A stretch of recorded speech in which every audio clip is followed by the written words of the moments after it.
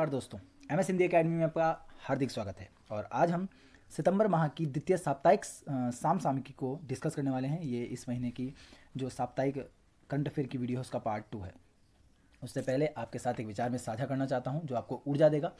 तो विचार है कि प्रयत्नशील रहना ही सफलता की कुंजी है, यानी कि प्रयत्नशील रहने से ही, प्रयत्न करते रहने से ही आपको सफलता मिलती है, क्योंकि रुका हुआ तो पानी भी सड़ने लगता है। तो अगर आप कहीं पर रुक जाएंगे, किसी पॉइंट पर आप अपनी लाइफ में ब्रेक ले लेंगे, पॉज ले लेंगे, तो आपको सफलता नहीं मिलेगी। तो सफलता को पाने के लिए, सफलता हासिल करने के लिए आपको निरंतर प्रयत्नशील रहना पड़ेगा, तो आपको सफलता अवश्य मिलेगी। और जल्द ही एग्जाम नोटिफिकेशन भी आने वाले हैं, तो उसके लिए आपको पहले से ही तैयार होना होगा, अपनी पूरी तैयारी शुरू कर देनी होगी। तो उसी के साथ हम आज शुरू करते हैं हमारा आज का वीडियो। तो हमारा आज का पहला सवाल है, राष्ट्रीय नाटक विद्यालय यानी कि नेशनल स्कूल ऑफ ड्रामा के अध्यक्ष कौन बने हैं?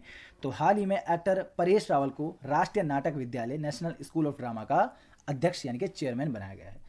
राष्ट्रीय नाटक विद्यालय की बात करें तो 1959 में इसे संगीत नाटक अकादमी के रूप में स्थापित किया गया था और 1975 में ये एक स्वतंत्र संस्था बन गई थी और फिर बाद में इसे राष्ट्रीय नाटक विद्यालय नाम दिया गया। ठीक है, इसके निर्देशक की अगर हम बात करें, डायरेक्टर, तो सुरेश शर्मा इसके डायरेक्टर यानी कि निर्देशक हैं और अध्यक्ष कौन बन गए हैं? परेश रावल। बाकी राजेश खुल्लर की बात करें तो इनको विश्व बैंक का कार्यकारी निदेशक बनाया गया है। ठीक है, ये भारतीय हैं, इनको विश्व बैंक का कार्यकारी निदेशक बनाया गया है। और विश्व बैंक की बात करें तो विश्व बैंक के अध्यक्ष हैं डेविड मालपास, MD CEO हैं विश्व बैंक के अंशुला कांत और मुख्य अर्थशास्त्री चीफ इकोनॉमिस्ट हैं कार्मेन रेनहार्ट। तो विश्व बैंक से आपको ये ध्यान रखना है। बाकी समीर कुमार खेरा की बात करें तो समीर कुमार खेरा को एशियन डेवलपमेंट बैंक का कार्यकारी निदेशक बनाया गया है। तो इन दोनों में आपको कंफ्यूज नहीं होना है। समीर कुमार खेरा एशियन डेवलपमेंट बैंक का कार्यकारी निदेशक और वर्ल्ड बैंक का राजेश खुल्लर। ठीक है, वर्ल्ड बैंक 2 शब्दों से है तो इसलिए राजेश खुल्लर, और एशियन डेवलपमेंट बैंक 3 शब्दों से है तो इसलिए समीर कुमार खेरा को विश्व बैंक का कार्यकारी निदेशक बनाया गया। बाकी अनिल जैन की अगर हम बात करें तो अनिल जैन को ऑल इंडिया टेनिस एसोसिएशन का अध्यक्ष बनाया गया है। और इसके साथ साथ आप ये भी ध्यान रखिए कि प्रीति सूदन जो कि भारत सरकार में पूर्व स्वास्थ्य सचिव रह चुकी हैं, उनको विश्व स्वास्थ्य संगठन के WHO की महामारी तैयारी टीम में शामिल किया गया है। तो ये भी आपको ध्यान रखना है, प्रीति सूदन का नाम भी। ठीक है, अगले क्वेश्चन की तरफ बढ़ते हैं। हमारा अगला क्वेश्चन है, पहला शैक्षिक चैटबॉट आपका मित्र किस राज्य सरकार ने लॉन्च किया है? ठीक है, तो हरियाणा सरकार ने हाल ही में आपका मित्र नाम से पहला शैक्षिक चैटबॉट लॉन्च किया है। ठीक है, और इसके साथ ही साथ उन्होंने अंडर ग्रेजुएशन कोर्स के लिए यानी कि स्नातक कोर्स के लिए ऑनलाइन एडमिशन प्लेटफॉर्म को भी लॉन्च किया है। बाकी कुछ हरियाणा से योजनाएं देख लेते हैं, जैसे कि एंटी बुलिंग अभियान हरियाणा से संबंधित है, मुख्यमंत्री दूध उपहार योजना और महिला एवं किशोरी सम्मान योजना ये हरियाणा से संबंधित है, परिवार पहचान पत्र योजना हरियाणा सरकार की है, अटल भूजल योजना और समाधान से विकास योजना ये हरियाणा से ही संबंधित है। साथ ही साथ आपको ये भी ध्यान रखना है कि खेलो इंडिया यूथ गेम्स का जो 4था संस्करण होगा वो हरियाणा के पंचकुला में ही आयोजित होगा। ठीक है, बाकी आंध्र प्रदेश की बात करें तो आंध्र प्रदेश के मुख्यमंत्री YS जगनमोहन रेड्डी ने YSR आसरा योजना महिला सशक्तिकरण के लिए लॉन्च की है और साथ साथ YSR संपूर्ण पोषण योजना और YSR संपूर्ण पोषण प्लस योजना को लॉन्च किया है। और मैंने आपको कई बार बताया है कि YSR से जितनी भी योजनाएं शुरू होती हैं वो आंध्र प्रदेश से संबंधित होती है और मोह से जितनी भी संबंधित शुरू होती हैं वो उड़ीसा से संबंधित, जैसे कि मोह जीवन पहल ये उड़ीसा की है और YSR ये आंध्र प्रदेश की है। ठीक है, बाकी आंध्र प्रदेश से ही आप ध्यान रखिए कि estate business reform action plan ranking जो जारी हुई थी 2018-19 के लिए, उसमें भी आंध्र प्रदेश राज्य टॉप में रहा था। तो ये भी आपको ध्यान रखना है। बाकी उत्तर प्रदेश की बात करें तो उत्तर प्रदेश ने संयुक्त राष्ट्र संघ के विश्व खाद्य कार्यक्रम के साथ उत्तर प्रदेश राज्य ग्रामीण आजीविका मिशन ने 200 से अधिक उत्पादन इकाई यानी कि 200 से अधिक जो फूड प्रोडक्शन यूनिट खोलने का इन्होंने समझौता किया है संयुक्त राष्ट्र संघ के विश्व खाद्य प्रोग्राम के साथ। बाकी राजस्थान देख लेते हैं। तो राजस्थान क्यों न्यूज में रहा था? क्योंकि प्रधानमंत्री श्री नरेंद्र मोदी जी ने जयपुर में पत्रिका गेट का अनावरण किया है। ठीक है, जयपुर में, और जयपुर शहर जो है उसको यूनेस्को की विश्व धरोहर सूची में शामिल किया गया है। और इससे पहले अहमदाबाद जो भारत का पहला शहर बना था विश्व धरोहर सूची, यूनेस्को की विश्व धरोहर सूची में शामिल होने वाला। तो पहला शहर है अहमदाबाद, दूसरा है जयपुर। ठीक है, बाकी राजस्थान के राज्यपाल का नाम है कलराज मिश्र। तो ये भी आपको ध्यान रखना है। अगले क्वेश्चन की तरफ बढ़ते हैं। हमारा अगला क्वेश्चन है, मेरा परिवार मेरी जिम्मेदारी किस अभियान किस राज्य सरकार ने चलाया है? तो हाल ही में महाराष्ट्र के मुख्यमंत्री उद्धव ठाकरे ने मेरा परिवार मेरी जिम्मेदारी अभियान को शुरू किया है। ठीक है, और महाराष्ट्र की राजधानी है मुंबई और मुंबई में भारत का सबसे बड़ा data centre Yotta NMI data centre Mumbai में ही स्थित है।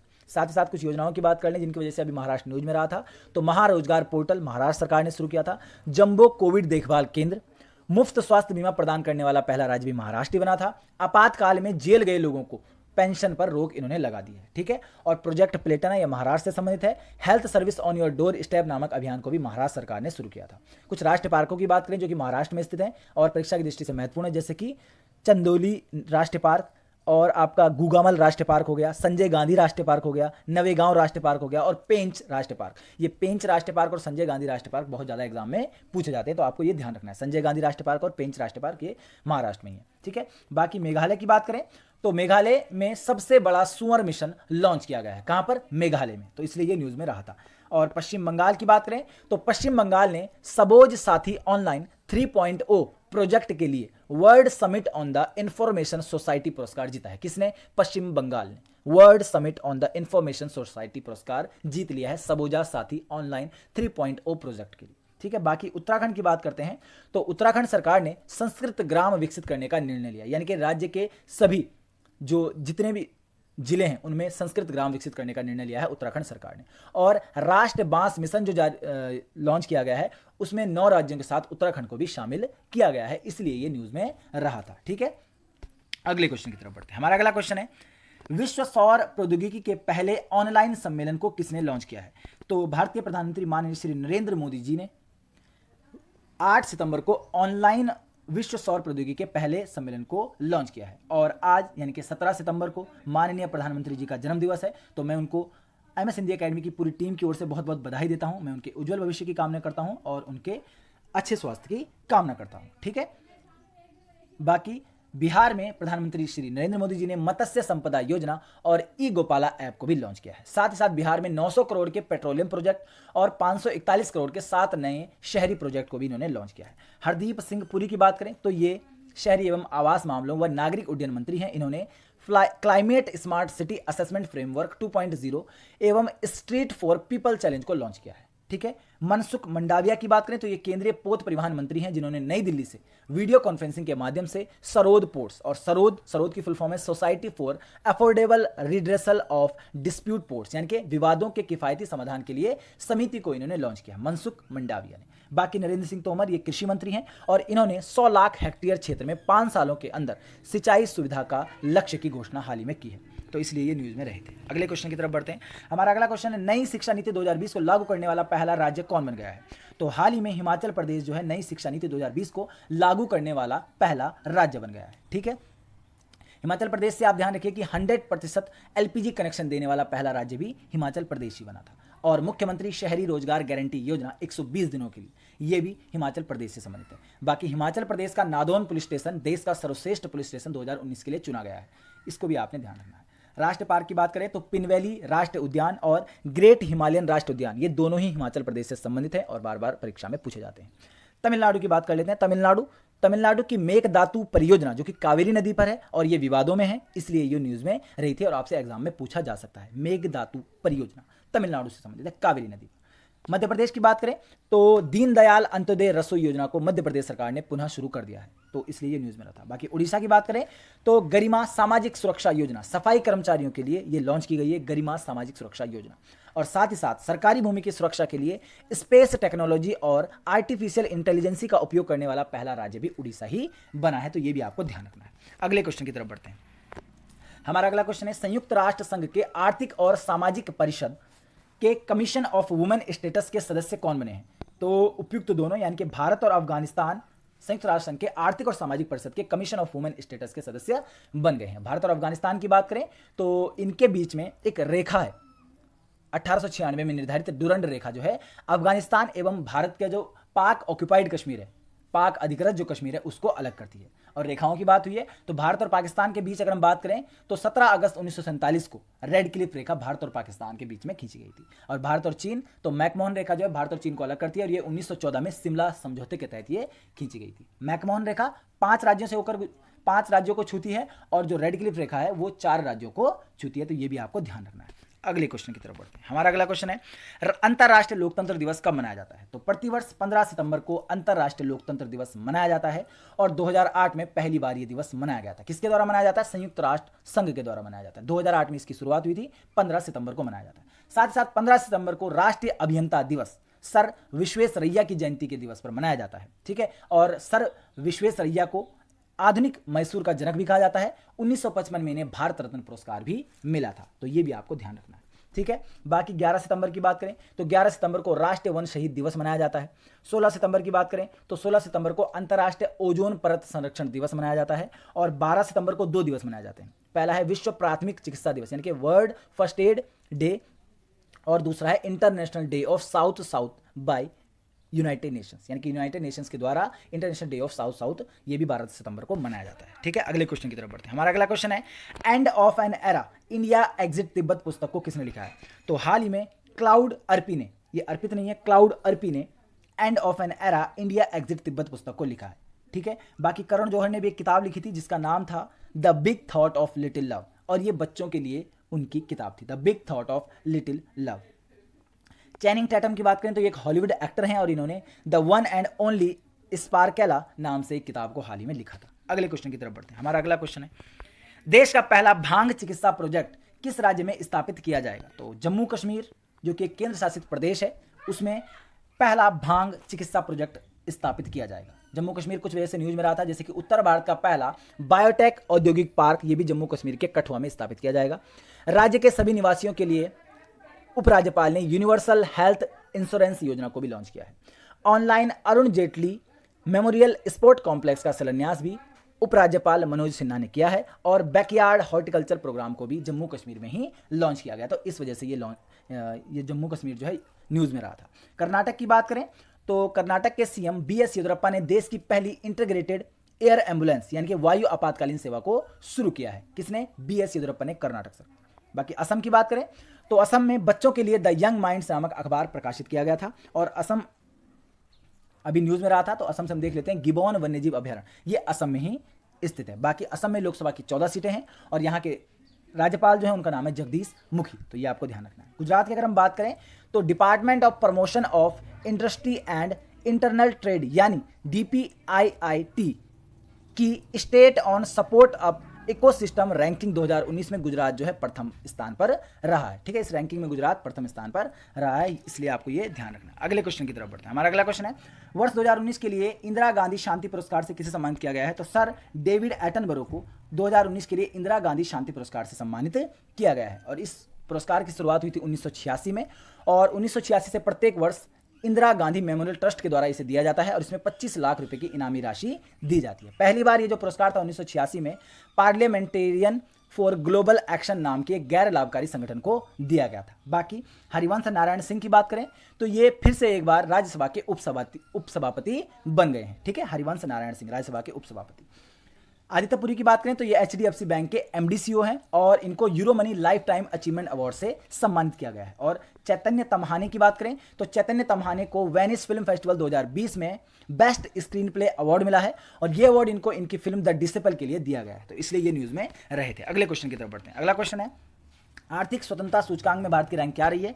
तो इस रैंकिंग में भारत की रैंक रही है 105 और पिछले साल के मुकाबले 26 स्थान भारत की रैंक गिर गई है। पिछले साल 79 स्थान पर था भारत और इस साल 105 पर पहुंच चुका है, तो यानी कि बहुत ज़्यादा गिरावट इसमें आई है।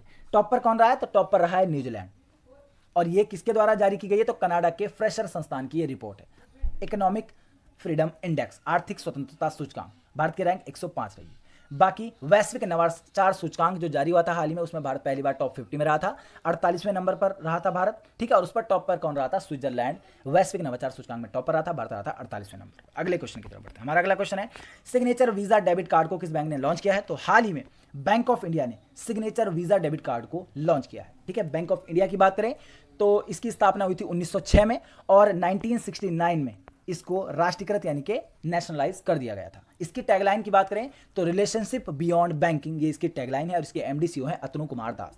बाकी ICICI बैंक की बात करें तो ICICI बैंक ने आई स्टार्टअप 2.0 नाम से एक स्टार्टअप को लॉन्च किया है, ठीक है। और ICICI बैंक की टैगलाइन जो है वो है हम है ना ख्याल आपका, ठीक है। बाकी SBI की बात करें तो स्टेट बैंक ऑफ इंडिया ने सफल लोन प्रोडक्ट को शुरू किया है, ठीक है। और इसकी टैगलाइन है pure banking nothing else, SBI की टैगलाइन। और सेंट्रल बैंक ऑफ इंडिया भी न्यूज में रहा था क्योंकि सेंट्रल बैंक ऑफ इंडिया ने मास्टर कार्ड के साथ डिजिटल टेस्टिंग करेंसी को लॉन्च किया है, ठीक है। और सेंट्रल बैंक की टैगलाइन है build a better life around us. तो टैगलाइन मैंने आपको चारों बैंकों की बताई है जिससे कि आपको ये याद रहे। एक बार आप इन्हें ध्यान से सुनिए और फिर आपको ये याद हो जाएंगे, ठीक है। अगले क्वेश्चन की तरफ बढ़ते हैं। अगला क्वेश्चन है, सचिन तेंदुलकर को किसका ब्रांड एम्बेसडर नियुक्त किया गया है? तो हाल ही में पेटीएम फर्स्ट गेम ने सचिन तेंदुलकर को अपना ब्रांड एम्बेसडर बनाया है। यूनिसेफ की बात करें तो यूनिसेफ ने बाल अधिकार अभियान के लिए आयुष्मान खुराना को सेलिब्रिटी सलाहकार बनाया है और आयुष्मान खुराना को बजाज अलियांस लाइफ इंश्योरेंस ने भी अपना ब्रांड एम्बेसडर हाल ही में नियुक्त किया था। कल परसों ही हमने पिछली वीडियो में हमने ये पढ़ा था। बाकी ग्रेट लर्निंग ने विराट कोहली को अपना ब्रांड एम्बेसडर बनाया है और प्लेयर सपोर्ट ने स्मृति मंधाना और भुवनेश्वर कुमार को अपना ब्रांड एम्बेसडर बनाया है, इसलिए ये न्यूज़ में रहा था। अगले क्वेश्चन की तरफ बढ़ते हैं। अगला क्वेश्चन है, पहली हिंद प्रशांत त्रिपक्षीय वार्ता में किन किन देशों ने भाग लिया है? तो उपरोक्त सभी देशों ने भाग लिया। भारत, ऑस्ट्रेलिया और फ्रांस ने पहली हिंद प्रशांत त्रिपक्षीय वार्ता में भाग लिया है, ठीक है। अगले क्वेश्चन की तरफ बढ़ते हैं। देश की दूसरी और दक्षिण भारत की पहली किसान रेलगाड़ी कहां से कहां तक चलेगी? तो ये बहुत ही ज्यादा इंपॉर्टेंट क्वेश्चन है, आपको ध्यान से सुनना है। तो दूसरी रेलगाड़ी चलेगी आंध्र प्रदेश के अनंतपुर से दिल्ली के आदर्श नगर तक, ठीक है। बाकी पहली जो रेल चली थी वो चली थी आपका महाराष्ट्र के देवलाली से बिहार के दानापुर तक, पहली किसान रेल। दूसरी चली है आंध्र प्रदेश से दिल्ली तक, पहली चली थी महाराष्ट्र बिहार तक। और लखनऊ से दिल्ली तक क्या हुआ था? तो लखनऊ से दिल्ली तक भारत की पहली प्राइवेट ट्रेन तेजस चली थी और दूसरी प्राइवेट ट्रेन तेजस जो चली थी वो चली थी अहमदाबाद से मुंबई के बीच। तो ये चारों ही बहुत इंपॉर्टेंट नाम है, इनको आपने ध्यान रखना है। अगले क्वेश्चन की तरफ बढ़ते हैं। अंतिम क्वेश्चन है, जापान के नए प्रधानमंत्री कौन बन गए हैं? तो हाल ही में योशिहिदे सुगा को जापान का नया प्रधानमंत्री बनाया गया है और ये किस पार्टी से हैं? तो ये लिबरल डेमोक्रेटिक पार्टी से हैं। और जापान से आपको ध्यान रखना है कि जापान की संसद को बोलते हैं डायट, ठीक है। और यहाँ के राजा जो हैं उनका नाम है नारीहितो। बाकी टेको कोनिशी की बात करें तो टेको कोनिशी को एशियन डेवलपमेंट बैंक के नए भारत के प्रमुख बने, यानी कि कंट्री हेड बनाया गया है। किसको? टेको कोनिशी को। एशियन डेवलपमेंट बैंक का भारत में नया प्रमुख बनाया गया है टेको कोनिशी को। तो अभी हमने पीछे भी पढ़ा था एक क्वेश्चन और ये भी पढ़ लिया, तो इन दोनों को आपने ध्यान रखना है। बाकी जेन फ्रेजर की बात करें तो जेन फ्रेजर पहली महिला सीईओ बनी है सिटी ग्रुप बैंक की, जो कि यूएस का यानी कि यूनाइटेड स्टेट्स ऑफ अमेरिका का तीसरा सबसे बड़ा बैंक है सिटी ग्रुप बैंक, और इसकी पहली महिला सीईओ बन गई हैं जेन फ्रेजर। और सुभाष कामत ये भी अभी न्यूज़ में रहे थे क्योंकि ये advertising standard council of India के नए चेयरमैन बन गए हैं, ठीक है। Advertising standard council of India के नए चेयरमैन, और इसकी स्थापना हुई थी 1985 में। तो ये था हमारा आज का वीडियो अगर आपको अच्छा लगा हो तो वीडियो को लाइक कीजिए। और पिछला हमारा सवाल था, भारत के सबसे लंबे नदी रोपवे का निर्माण किस राज्य में शुरू हुआ है? तो असम में हुआ है। और आज का हमारा सवाल है कि 2020 का इम्पैक्ट वुमेन अवार्ड किसने जीता? तो अगर आपको इस क्वेश्चन का सही उत्तर आता है तो चारों ऑप्शन के बारे में आप डिटेल से लिखिए, जरूर लिखा कीजिए और वीडियो को अपने दोस्तों के साथ जरूर शेयर कीजिए, ठीक है। इसी तरह की और वीडियोस देखने के लिए हमारे चैनल को सब्सक्राइब कीजिए। धन्यवाद। और हिंदी की वीडियोस भी अब चैनल पर आ चुकी हैं तो उन्हें भी आप जरूर देखिए क्योंकि जल्दी ही और वीडियोस भी आपके सामने आ जाएंगी। धन्यवाद।